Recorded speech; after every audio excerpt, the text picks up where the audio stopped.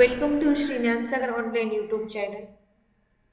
आज आपण extraction of moderately reactive metal बघणार आहोत. याआधी आपण extraction of highly reactive metal बघितलं, ज्यामध्ये आपण एक्सट्रॅक्शन ऑफ ॲल्युमिनियम बघितलं mainly.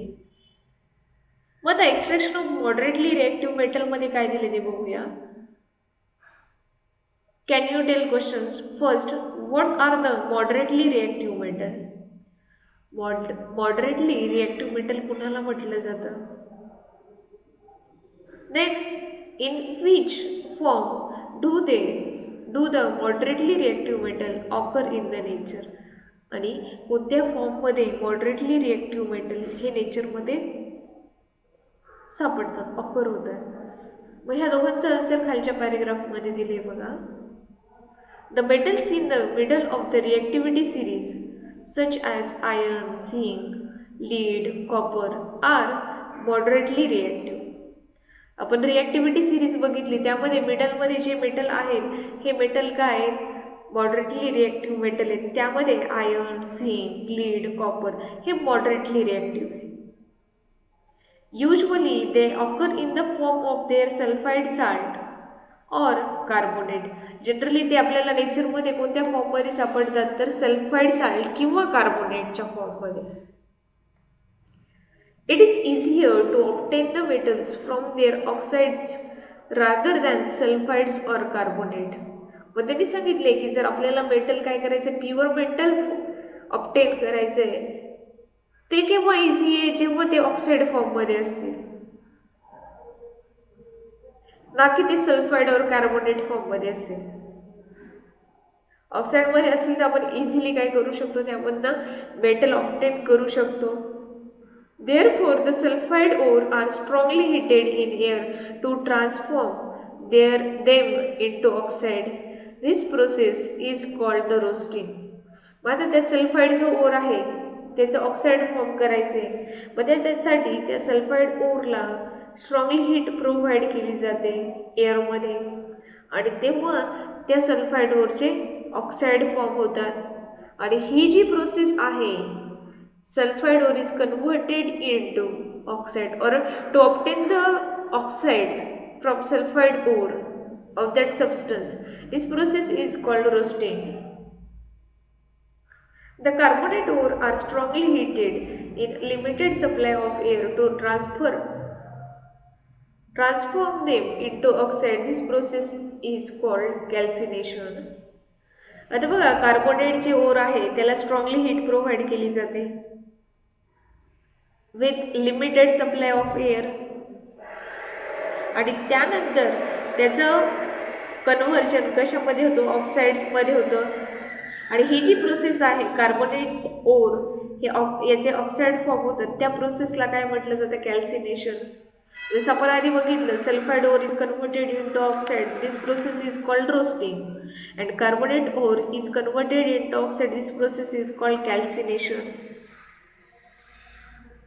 The following reactions occur during roasting and calcination of zinc ore.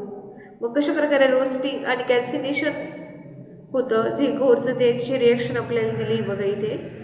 Roasting, ZnS zinc sulfide is react with oxygen. At that time zinc oxide is formed plus SO2 is released. In calcination process, ZnCO3 zinc carbonate is react with oxygen which is present in the air. At that time zinc oxide is formed and carbon dioxide gas is released. The zinc oxide so obtained is reduced to zinc by using suitable reductant such as carbon. आणि त्यानंतर zinc oxide हे reduce केलं जातं with the help of suitable reactant वापरलं जातं. जसं इथे carbon वापरलं आहे बघा. Zinc oxide is react with carbon, at that time we get zinc plus carbon monoxide. आणि अशा प्रकारे काय केलं जातं, मेटल सेपरेट केलं जातं. पण सेपरेट करताना कशापासून आपण इझिली सेपरेट करू शकतो, तर त्याच्या ऑक्साईडपासून. म्हणून आधी सल्फाइड जे आहे, सल्फाइड ओर, आणि त्याचप्रमाणे कार्बोनेट ओर याला ऑक्साईडमध्ये कन्वर्ट केलं जातं, ट्रान्सफर केलं जातं आणि त्यानंतर त्यापासून मेटल एक्स्ट्रॅक्ट केला जातो. Apart from carbon, reactive metals such as sodium, calcium, aluminum are also used as reducing agent for reduction of metal oxide to obtain the metal. मग त्यांनी सांगितले की आपण इथे बघितले की एक सुटेबल रिडक्टंट वापरलं जातं. जसं आपण बघितलं zinc oxide is react with carbon at that time zinc and carbon monoxide is form. त्याचप्रमाणे इथे रिॲक्टिव्ह मेटल पण वापरले जातात ॲज अ रिड्युसिंग एजंट म्हणून. मग कोणकोणते तर सोडियम, कॅल्शियम, ॲल्युमिनियम हे रिड्युसिंग एजंट म्हणून ॲक्ट होतात. त्याचं रिडक्शन होतं. रिडक्शन त्याच्या ऑक्साईडचं केलं जातं, मेटल ऑक्साईड, आणि त्यानंतर काय फॉर्म होतं, मेटल ऑक्टेन केलं जातं. This is because this metal displace a moderately reactive metal from its compound. मग का असं होतं, तर हे जे आहे हायली रिॲक्टिव्ह मेटल ते काय करतात, मॉडरेटली रिॲक्टिव्ह मेटलला डिस्प्लेस करतात आणि डिस्प्लेस केल्यामुळे कंपाऊंड फॉर्म होतं. For example, when manganese dioxide is ignited with aluminum powder, the following reaction takes place.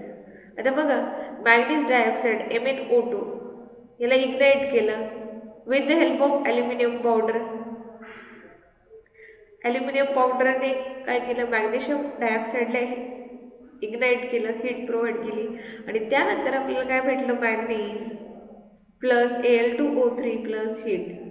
इथे manganese is replace by aluminium because aluminium is more reactive than manganese. म्हणून इथे reducing एजंटमध्ये तुम्ही reactive मेटलचा पण वापर करू शकता जेणेकरून तुम्हाला मेटल ऑब्टेन होईल. Identify the substance undergo oxidation and reduction in this reaction.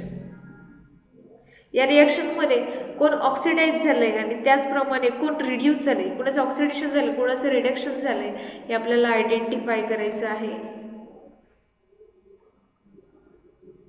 The heat evolved in the above reaction is so large that the metal is formed in the molten state. आता बघा, ह्या रिॲक्शनमध्ये जर आपण बघितलं आपल्याला oxidation आणि reduction process म्हटली तर काय होणार आहे, ॲल्युमिनियम हा याचं ऑक्सिडेशन होत आहे आणि मॅग्नेटचं रिडक्शन होत आहे. हे आपल्याला इथे क्लिअरली दिसतंय. आणि त्याचप्रमाणे इथे जे मेटल फॉर्म होत आहे ते कोणत्या स्टेटमध्ये असतं, मोल्टन स्टेटमध्ये.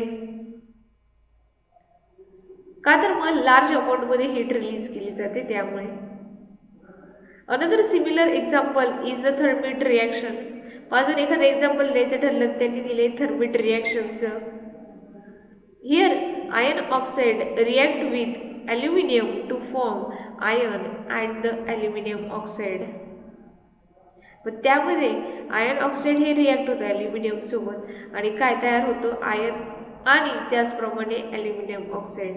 बघा इथे iron oxide is react with aluminium at that time iron and aluminium oxide is form.